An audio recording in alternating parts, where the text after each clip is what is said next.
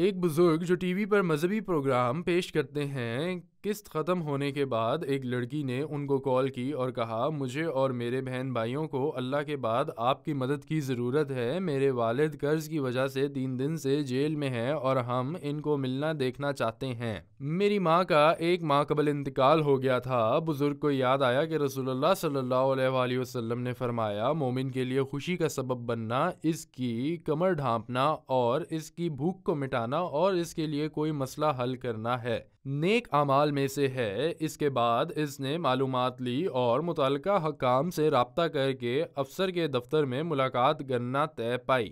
بزرگ نے بچوں کے والد کو سلام کیا اور تھوڑی دیر بعد بچے دفتر میں داخل ہوئے۔ انہوں نے اپنے والد کے سر اور ہاتھ کو چوما۔ سب سے چھوٹے بچے نے کہا ہمیں آپ کو دیکھنے کے 3 دن ہو گئے ہیں، آپ کے بغیر ہم بہت تنہا ہیں، آپ کو ہمارے ساتھ واپس آنا ہوگا۔ والد رونے لگا اور ان سے کہنے لگا کہ مجھ پر قرض ہے اور جب تک میں وہ قرض ادا نہیں کر دیتا مجھے یہاں ہی رہنا ہوگا۔ اتنے میں افسر کہنے لگا کہ آپ جا سکتے ہیں، ملاقات کا وقت ختم ہو گیا۔ بچوں نے یک زبان ہو کر کہا کہ ہم ان کے بغیر کہیں نہیں جائیں گے۔ بزرگ نے پوچھا کہ والد پر کتنا قرض ہے؟ افسر نے بتایا کہ جب بھی 40,000 ادا کر دے گا تو اسی وقت جا سکتا ہے۔ بزرگ نے اسی وقت ایک بزنس مین کو کال کی اور اس سے پوچھا کیا تم 40,000 میں جنت خریدنا چاہو گے؟ پھر بزرگ نے اس سے تمام کہانی سے آگاہ کیا اور ساتھ ہی وہاں کا پتہ بھی بتایا۔ پھر اس بزنس مین نے کہا کہ میں ابھی اپنے ایک آدمی کے ساتھ رقم بھیجتا ہوں۔ صرف 1 گھنٹے میں مقروض کی رقم ادا کر دی گئی اور کیس بند کر دیا گیا۔ جب وہ شخص جس کے بچوں کے باپ نے قرض ادا کرنا تھا بچوں کو والد کے ساتھ کھیلتا اور ہنستا ہوا دیکھ رہا تھا تو اس کی آنکھوں میں آنسو آ گئے۔ وہ اپنی آنکھوں میں آنسو لیے دفتر سے نکلا اور بزرگ سے کہا مجھے اب اس سے کچھ نہیں چاہیے اور میں دعا گو ہوں کہ میری بھی اولاد ہو، کیونکہ میری کوئی اولاد نہیں ہے اور اس کے بچوں کو دیکھ کر میری آنکھیں بھر آئیں۔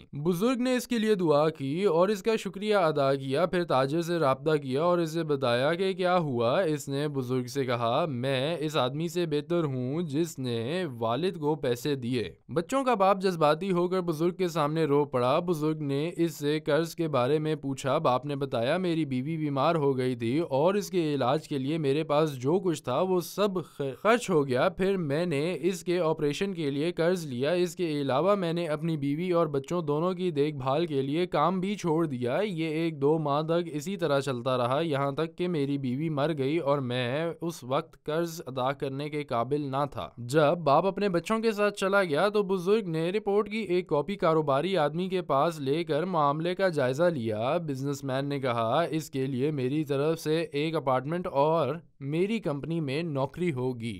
مثل الذين ينفقون أموالهم في سبيل الله كمثل حبة أنبتت 7 سنابل في كل سنبلة 100 حبة والله يضاعف لمن يشاء والله واسع عليم۔